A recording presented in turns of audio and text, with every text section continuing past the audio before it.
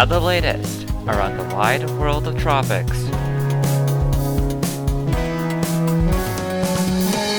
Tropical Weather Bulletin for September 18th. Well, on this day a year ago we hit the Greeks in the Atlantic, but that is thankfully not the case this time. Much quieter, as we now have Tropical Storm Odette, the 15th storm of the Atlantic season, and Chanthu, which has weakened to a depression over Japan. 68 storms have formed so far this worldwide season. It's day 110 of Atlantic hurricane season. There's recently formed Odette, which is only going to last 36 hours as a tropical cyclone.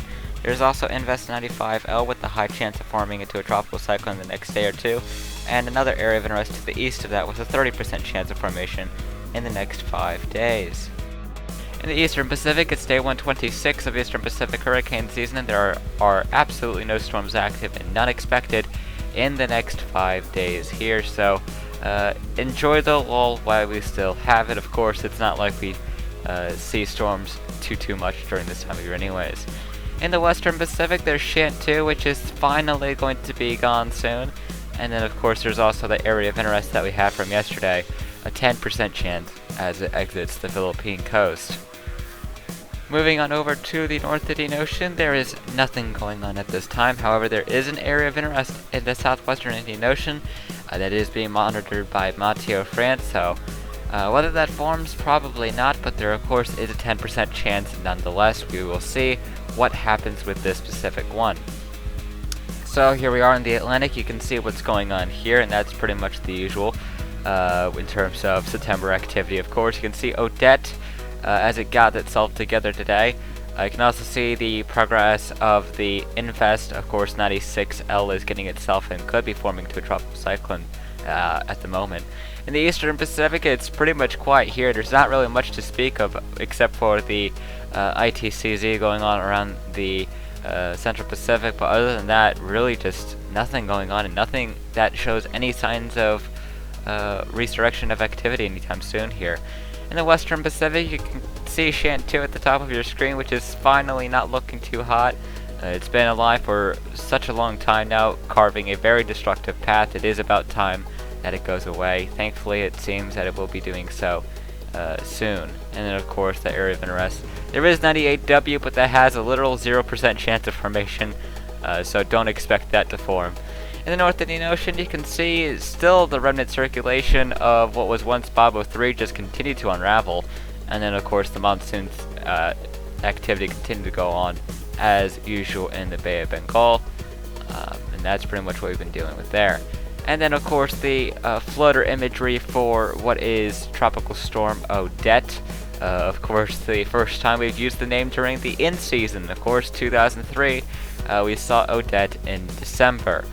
So we're definitely racking up the names, and soon enough we will be using names we have not seen so far in List 1 history.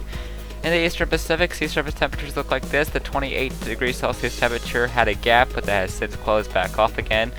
Other than that, temperatures remain around 27 to 29 degrees. In the Gulf of Mexico, those temperatures remain around 27 to 29, same with the Caribbean and much of the tropical Atlantic in general.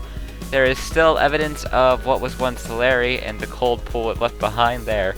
Other than that, the tropics remain pretty good for tropical cyclone development. Odette is being fueled by those warm temperatures of the Gulf Stream at the moment.